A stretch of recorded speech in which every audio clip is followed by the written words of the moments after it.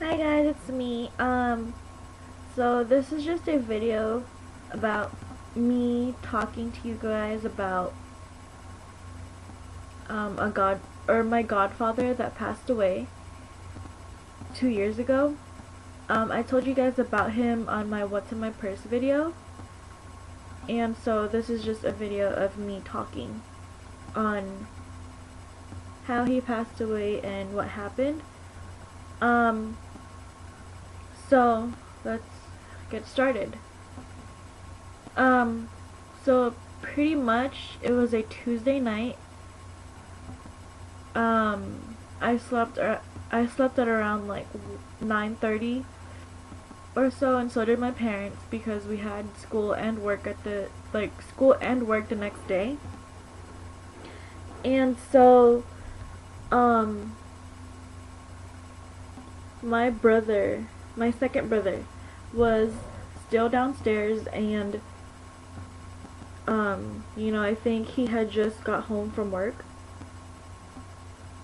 And so this was around like 11. Like, he got home from work at around like 11. And he told me that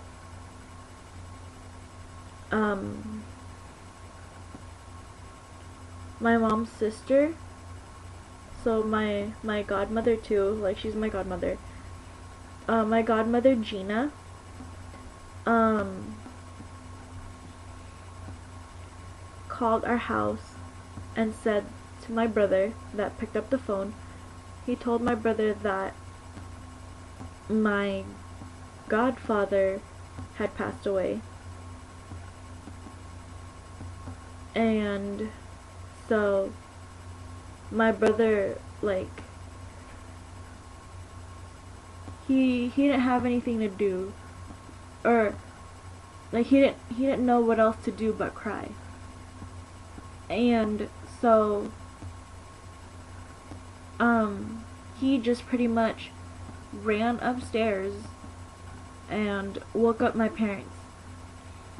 And I was still pretty much dead asleep, but I woke up around probably 12 or 11:30 because my window, or my door, was open, and like our hallway light was on. And so I got up to turn it off, but when I did, I saw that my mom's door, or my parents' room, was open too, and they weren't there, and the light was on and everything. And so I was like, what's going on? And then as I was going downstairs, I saw that my brothers weren't in their room too. And so I was like, okay, what's going on? And so I just went downstairs, and I saw my older brother just sitting and crying, and my mom had just got off the phone with my godfather's wife. And my second brother was on the couch just bawling his eyes out with the throw pillow on his face. I'm trying to keep quiet, but it wasn't working. And my mom was gonna go upstairs because she was probably gonna pray and whatnot, and she was gonna go upstairs, and I was like on the last step, and she told me that my godfather was gone. And I didn't want to believe her.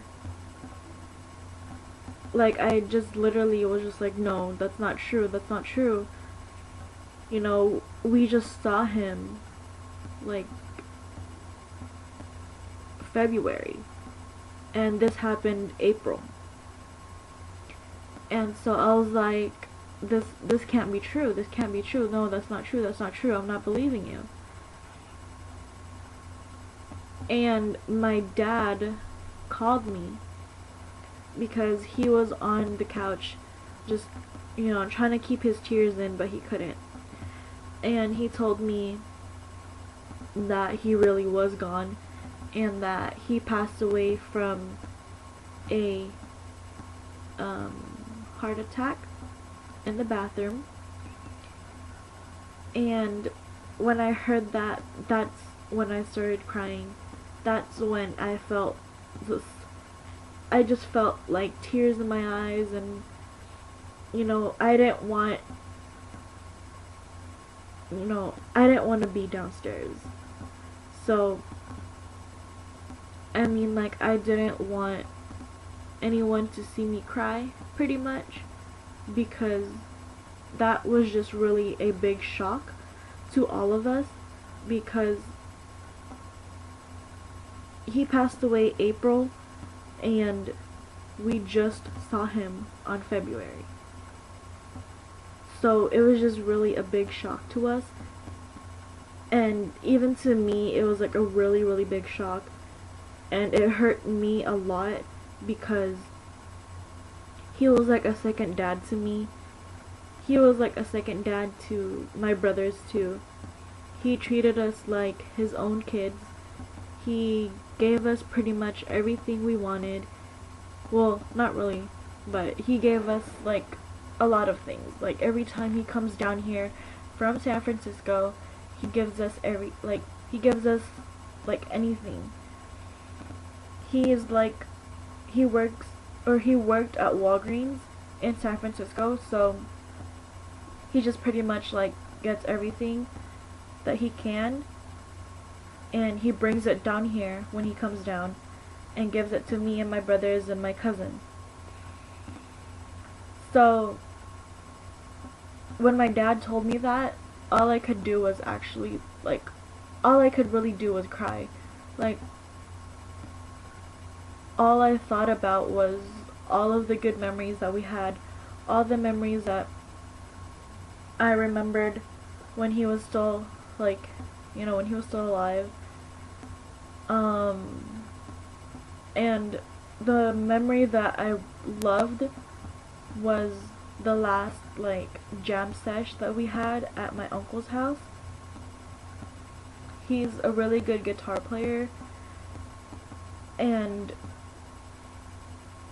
I really hope that he was still here to teach me how to play the guitar.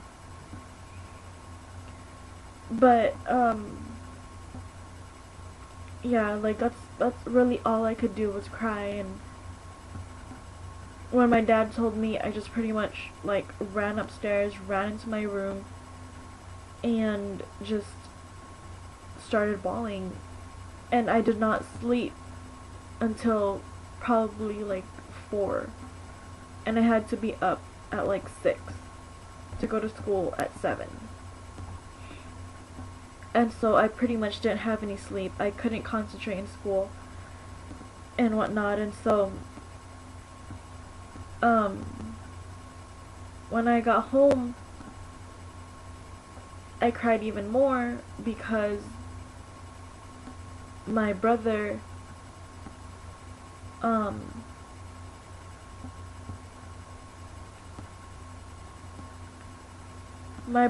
posted on, this was when MySpace was still around. Oh my gosh, this was old. My brother posted on his MySpace his little story on like what happened and how he felt and everything, all his memories from him. And it made me even cry, like it made me cry even more because, like, he really meant something to us. Like, to my brothers, he was just an uncle, but like to my brothers, he was an uncle, but like he wasn't acting like an uncle to them. He was acting more like a dad. And to me, it was the same thing. Like, he's my godfather, and like he's always there for me and everything. And like, we just all miss him. And that day that I came home from school,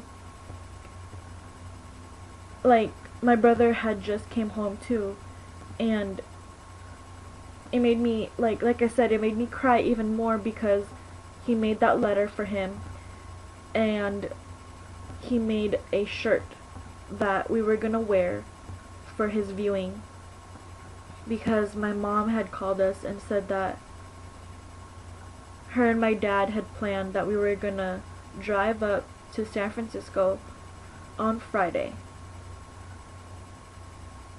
On Friday after work and after school. And we were gonna stay there till, like, you know, the little viewing. And so we went, and my brother made the shirt. I'm actually gonna get it for you guys.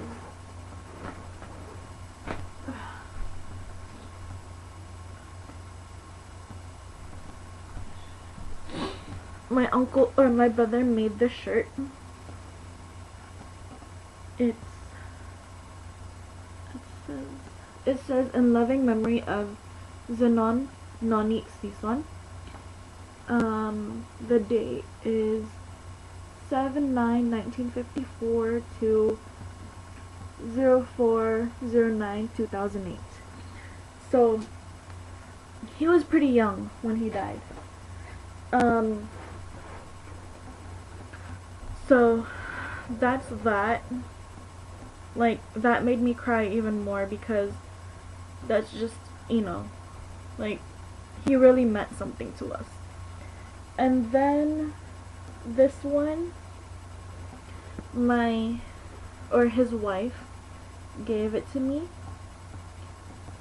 and this is a hat that he wears like every day, and he wears it like every time he comes down here, and it's really gross, but you can tell that like he wears it all the time because of that like little brown marks right there. That's like his sweat. He's always sweating. But yeah, he always wears this hat. So my godmother or his wife thought that I'd want to keep it as a memory. And then this one, I framed it. It's a letter that I wrote him like the day after the day that I found out. Or no, actually, I wrote this when I found out, like when I couldn't sleep and like I was crying. So I pretty much said Ninong is godmother or godfather in Tagalog.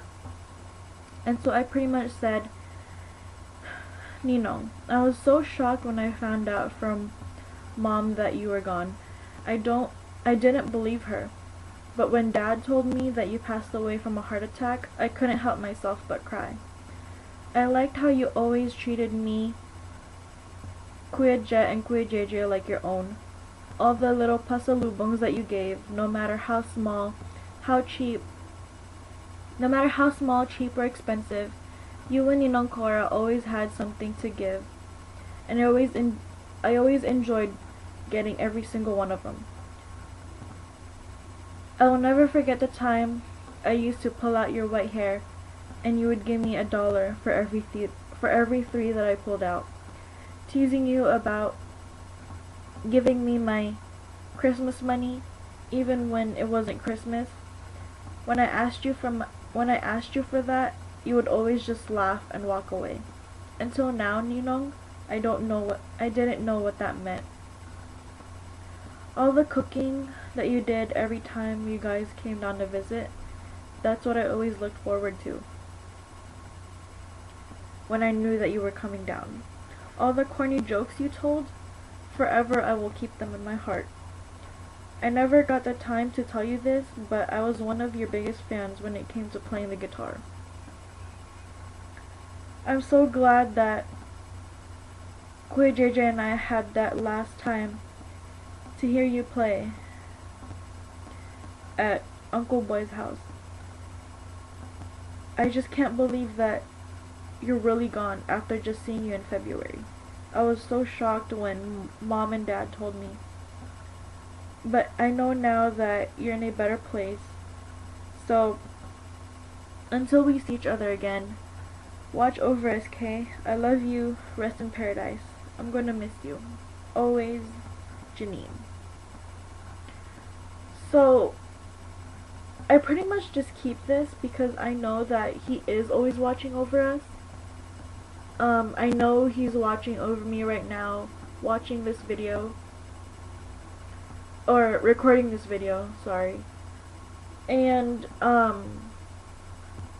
yeah, I just pretty much keep this in my room, just, you know, I look back on it once in a while, knowing that he's always there, and having this hat in my room just hanged up, like, it just pretty much, like, it just pretty much tells me that he is always here. He is always here and that he's always watching over me, like whatever I do and whatnot. And so, yeah, that's my story. I know he's in a better place now, so, yeah, that's pretty much it. I know, like I said, I know that he's my,